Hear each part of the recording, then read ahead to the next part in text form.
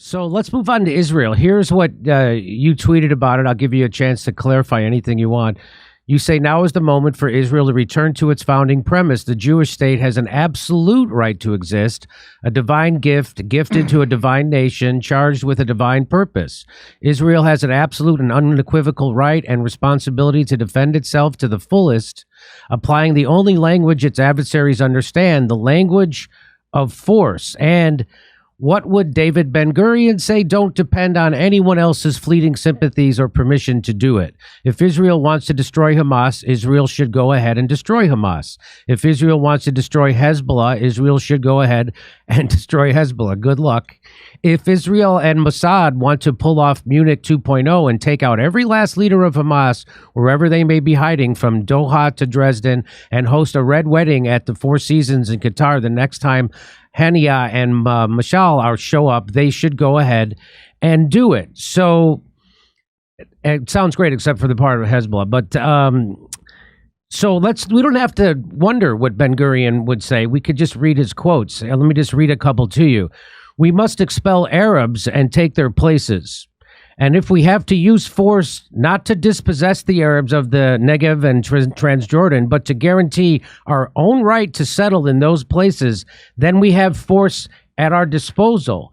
Let us not ignore the truth among ourselves. Politically, we are the aggressors, and they defend themselves. The country is theirs because they inhabit it, whereas we want to come here and settle down. And in their view, we want to take away from them their country.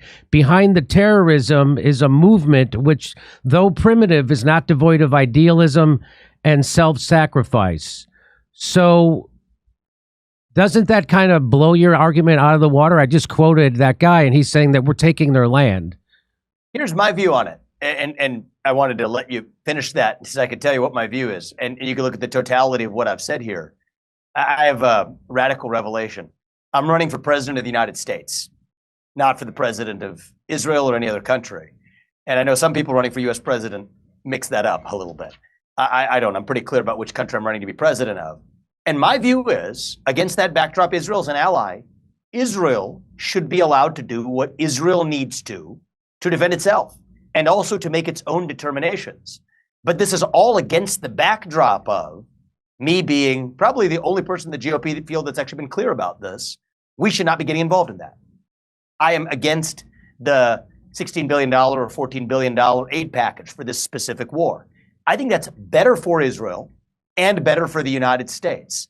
So my view is this. I think that Israel's founding premise is it has the right to exist. David Ben-Gurion would have said, without the sympathies of the West and without the micromanagement of the West. Great. I agree with that. I think that Israel does have the right to exist. I would stand diplomatically for Israel's right to defend itself, but I don't think the U.S. should be militarily intervening in this war. And against that backdrop, yes, I have a lot to say diplomatically in favor of what Israel decides to do. And there's a whole debate within Israel's own government. Keep in mind that not everybody in Israel's own government agrees with what they should be doing. If only the American press actually laid, I would say, the same type of critical inquiry of Bibi's own leadership in Israel that the Israeli press is. There's a lot of debate for Israel to have, but that's Israel's decision to make, not ours. And so I think we muddy the waters when we're A, engaging militarily or financially in this specific war, or B, trying to play armchair quarterback from any direction. So my view is, when I was asked about my opinion on what I believe of Israel, I love Israel as a country. I believe in Israel's right to exist. I believe Israel is an ally of the U.S., and our job is to stand diplomatically for its right to self-defense. But I'm against, and I think I'm alone, maybe Thomas Massey, in the Congress or whatever, but in the GOP amongst presidential candidates, I'm alone in saying we should not interfere in this specific conflict diplomatically, give them the air cover they need to get their job done. Let Israel make the decisions it needs to make. That's better for the United States, better for Israel, doesn't muddy the waters, and that's where I'm at. So hopefully at least that's clear to you about my position. Well, that's certainly a little better of a position than most of the people running for president, including Joe Biden. But or RFK or anyone else. I mean, I think, frankly, or much of the Republican Party, frankly. And or so Van I think Jones. Or Van Jones. Yeah. But I'm shaking that you said that. And let me And let me just clarify what I said earlier when I was reading your statement. I said that sounds great. I was being sarcastic because I want to show you when you say the right to self-defense. Danny Haifong tweeted this out today. He says that Israel is destroying entire neighborhoods in Gaza instantly. So let's just watch this. So this is boom. So that doesn't look like self-defense to me. That looks like genocide is what they're actually trying to do. And I just want. So do you think that's what that is? Do you think that is? I got to confess, I'm looking at a camera, not at what you just put up. But I'm familiar with the kinds of images you're probably putting up. Okay, right? So it looked like they blew up an entire neighborhood at once. And so you've seen what they've been doing, and you see the game that they're playing. They told everybody to get out of the north of Gaza and go to the south, and then they started bombing them in the south. They're bombing hospitals, they're bombing schools, UN refugee camps, they're bombing everything, and they're slaughtering. So self-defense it does not mean that you get to relentlessly slaughter the enemy of your children in perpetuity, because that's what they're doing. So what would you say to that? I come back to a simple principle. Yeah, I mean, I'm being lighthearted about a serious topic, but I'm doing it in the interest of clarity. I'm running for president of the United States, not the president of Israel or another Middle Eastern country. And I think part of what's happened in Ukraine and a lot of other places too, is we create this ambiguity that creates a moral hazard, which the U.S. by being ambiguous, but being sort of half in, half out, and sort of intervening, sort of providing backing, distort the decisions that other countries make. And so my view is we should be clear. Israel's not the same as Ukraine. We diplomatically stand with Israel in a strong way, in a foundational way, as a basic ally of the United States in the Middle East.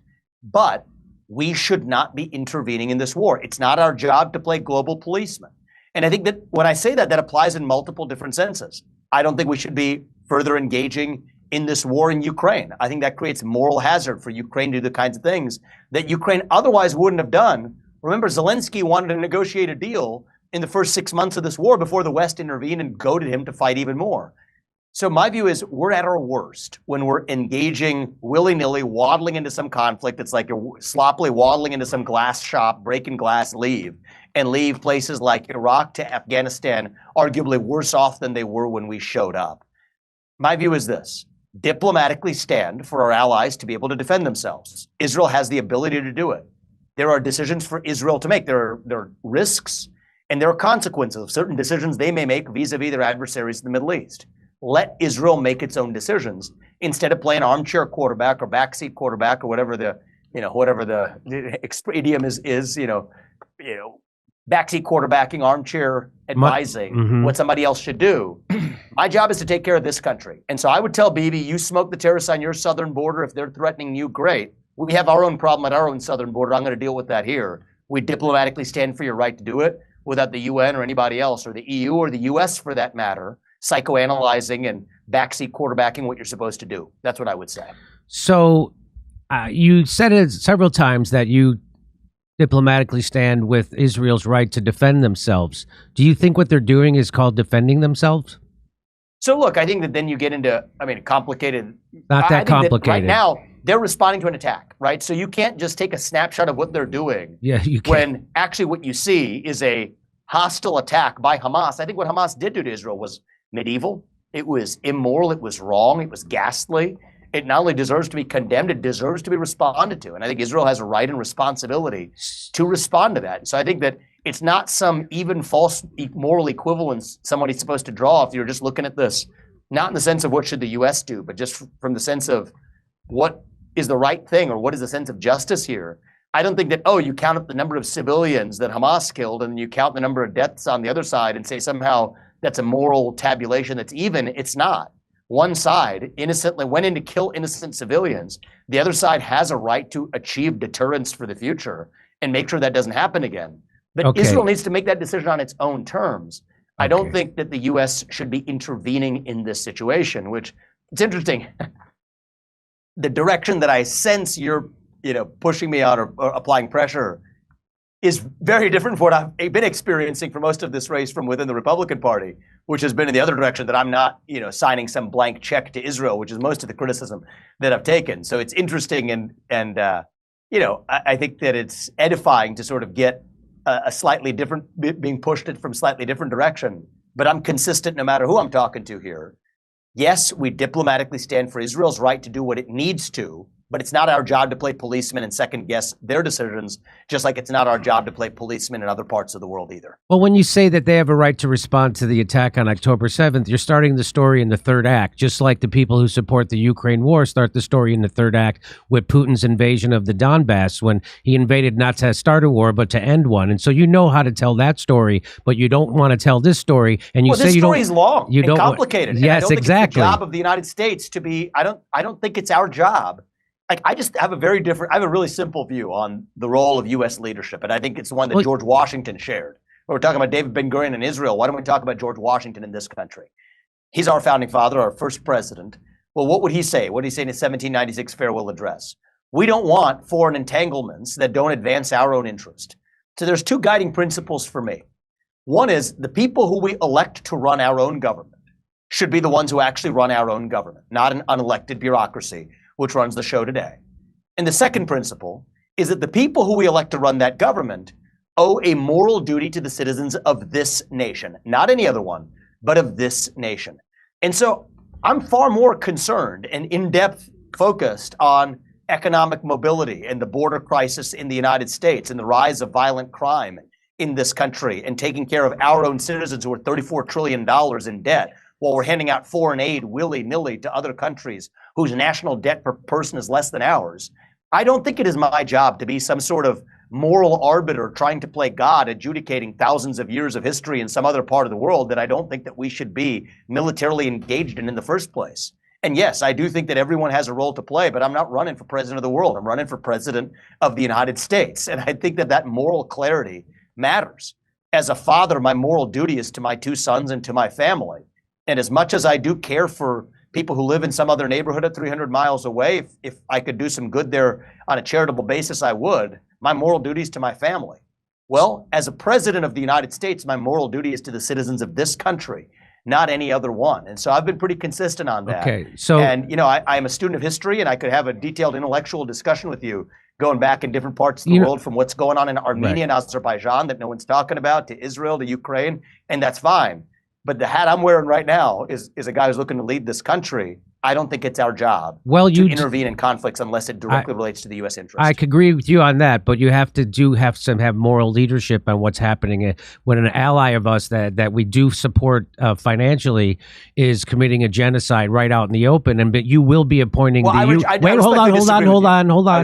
on. You will be appointing the UN ambassador, and the ambassador has been consistently voting against any kind of UN action to stop what's happening there. So you will have a role to play in. So you can't just wash your hands of this. You will have a role in this. Well, my role is, and I want to be clear about this because I'm not ducking your question either. I don't think the UN should be stopping Israel from doing what it's doing. And first of all, I don't think the US should be even subsidizing the UN. Let's just get to that. Okay. I don't think the UN really has a continued reason for existence, or at least the US to continue funding it. That's where I'm at on that question. As it relates to the genocide point, though, I just want to pause there for a second. Yeah, I appreciate the respectful way we're having. It's much better than my dialogue with CNN or anyone else. And so we've agreed on most things. We might have a slightly different point of view here. I disagree on the genocide point. What does genocide refer to? The elimination of a race. Well, you know what? About 20% of the Israeli population is Palestinian. That's more than the Black or Hispanic population of the United States. And you know, probably arguably the best place on planet Earth where Palestinians live the highest quality of life with actual civic respect is in Israel. So I do take issue with the issue of somehow just flatly using the word genocide, which refers to the elimination of a race, when the people of that race live the best possible life in the country that you're calling the perpetrator of that genocide. And 20% of that population, more than minority populations even in this country of Israel's population, are Palestinians who are living with rights within that country. I think that there is a lot of responsibility to go around for other Arab countries, for failed leadership, both of the Palestinian Authority of Mahmoud Abbas all the way to Hamas's failed leadership in Gaza. Okay. And so I think that that's something that, yes, involves a long history. That is not the role that I'm running for of Middle Eastern history professor at Harvard. I'm running to be president of the United States, which is why I have my moral clarity. I'm focused on this country without intervening there. All right, let me get one more question in from my co-host, Kurt, because, boy, I tell you, the way you could spin that into somehow Israel's protecting Palestinians and they have the best. I would not want to. You're trying to put me in a corner. I would not want to buy a car from you because you would nail me. Let me go to Kurt. Kurt, you have a question? Yeah, by the way, I think Vivek's done the best of anybody you've had on the show as far as in these. I know. Like, okay, genocide, they say about the Uyghurs in China, who were treated better than Palestinians, for the record. It's more of an ethnic cleansing, I would call it. Everybody's throwing genocide around, but what it is an ethnic cleansing. All these videos that you see of the destruction, I know you can't see this particular one. Without looking at any of those, the actual ambassadors from Israel, just going off of that, the things they're saying are very scary and crazy. And I'm watching like Wolf Blitzer of CNN. We covered that story where the guys just, they're all, we got to do Dresden. They're calling on Dresden like that was not a horrific crime against civilians on purpose. It was terrorism explicitly. They're going, we have to do that. So it's a little like to go, hey, they have to do whatever they feel they have to do. You point about their distorted choices because the money we're giving them is a good point. Because without us supporting them, I don't think they could do this level of destruction. They can't. But that what they're doing, any other country like China, I'm sure you wouldn't hold back telling China, hey, you're out of line for what you're doing with the Uyghurs or Taiwan. Like this is and I don't know how you're going to be able to. I'll tell you about that one too. Yeah. I'll tell you about that one too. I mean, my issue there is hypocrisy, right? Of U.S. companies that will happily do business in Shenzhen without saying a peep while criticizing systemic racism in the United States. My view is it's not the job of the U.S. companies to be offering moral commentary in either of those senses. Make products and services for people who need them. And that's where I've been commenting most in the last several years. To the extent I've been talking about the Uyghur human rights atrocity in China, it's not that it's our job to be the world's moral policeman. I think it's our job to look after U.S. interests. But I've been critical of companies, BlackRock to Nike to anyone else, to JP Morgan Chase, that will relentlessly self-flog ourselves for human rights violations in the United States about the slaughtering of Black Americans without saying a peep about the actual atrocities where they're also doing business at the same time in China. And the reason that's relevant for the U.S. is they actually sent Alaska's top sent one of China's top diplomats, Yang Jiechi, to the Alaska summit to face Tony Blinken. And their conversation was stunning. In the opening statement, China's foreign minister or one of their diplomats is going off about how China wants to see the U.S. do better on human rights. China wants to see the U.S. stop slaughtering Black Americans. And Tony Blinken is just sitting there with a blank face, just taking it on behalf of the United States. When there's actually 1 million Uyghurs in concentration camps, subject to forced sterilization, communist indoctrination, and worse. In terms of sheer numbers, what's the largest scale arguable violation of human rights since the Third Reich of Germany? That's just the sheer numbers of it. What's the numbers? Hypocrisy is what I point to. 1 million people in concentration camps. Gaza's 2 million people in a concentration camp.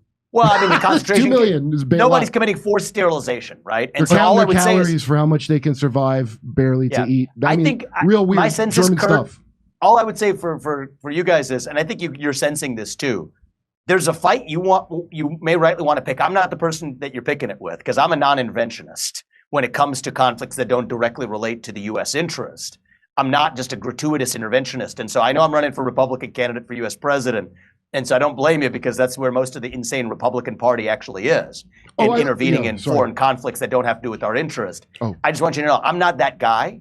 But at the same time, I think that actually I want to see the discussion between you guys and pick Nikki Haley or Chris Christie or any of the other jokers who have been idiotic. They wouldn't come here. They won't come on this show. Warmongers and otherwise in situations that don't advance our interests. That's the actual debate. But I want to be careful not to put myself just because I'm running for Republican Party president. I don't represent those views, and I want to make sure you guys understand that distinction. Okay, well, I appreciate you coming on. I hope you come back, and we have a million more things to talk to you about, and especially we could push back on your Uyghur comments, but we don't have time. We're out of time. Thank you for coming on, and best of luck.